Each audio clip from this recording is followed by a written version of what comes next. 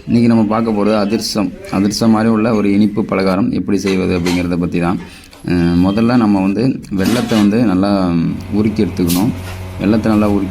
அடுத்ததாக பார்த்திங்கனாக்கா இது நல்லா உருக்கி ஓரளவுக்கு தடுப்பாக வச்சுக்கணும். அடுத்தது பச்சரிசி எடுத்துக்கணும். தேவையான அளவுக்கு நல்லா போட்டு இந்த மாதிரி ஆட்டிட்டு இதை தனியாக வச்சுக்கணும். வெல்லத்தை தனியாக வச்சுக்கணும். நம்ம இந்த மாதிரி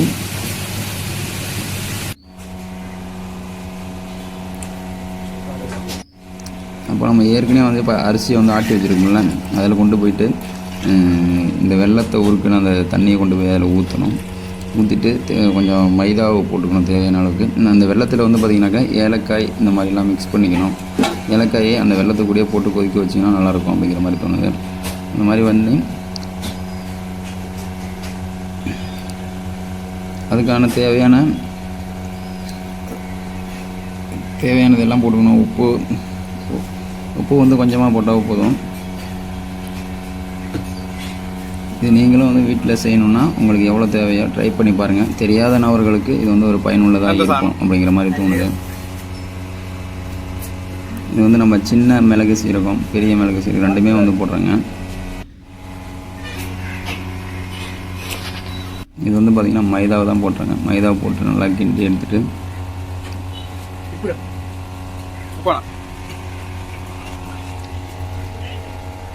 தேவையான அளவுக்கு சர்க்கரை ரொம்ப கம்மியாக போட்டால் போதும். சர்க்கரை போடலனாலும் பரவாயில்ல, சர்க்கரை போடாமலேயும் செய்யலாம். ஆனால் உண்மையாலுமே இது நம்ம ஒரிஜினலாக செய்கிறதுனால நல்லா டேஸ்ட்டாக இருக்கும். பாருங்கள், எல்லாத்தையும் கிண்டி வேலையை தொடங்கியாச்சு. இப்போது அந்த அதிரசம் மாதிரி உள்ள அந்த நெய்யப்பம் அப்படிங்கிற அந்த ஆப்ஷன் ரெடி ஆகிடுச்சு. இது அதிரசம் மாதிரி தான், நடுவில் ஓட்டை போட்டு அதிரசம் மாதிரி பண்ணிடலாம். ஆனால் இது உண்மையாலுமே சாப்பிடும்போது நல்லா டேஸ்ட்டாக இருக்கும். நீங்களும் ட்ரை பண்ணி பாருங்கள்.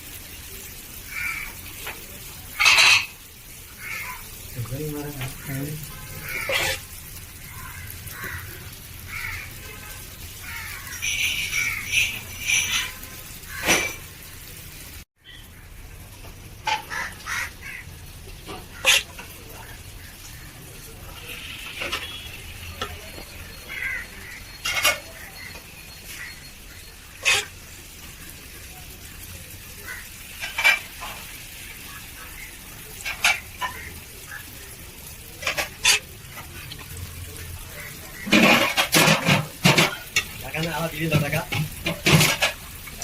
WhatsApp grup lah begini para. Akan bawa dulu ya, dulu tak kuat. Oh, boleh. Tidak boleh. Dah apa sih? Mana ada pengiaran? Hah? Pengiaran. Alah, ada. Ada pengiaran lah.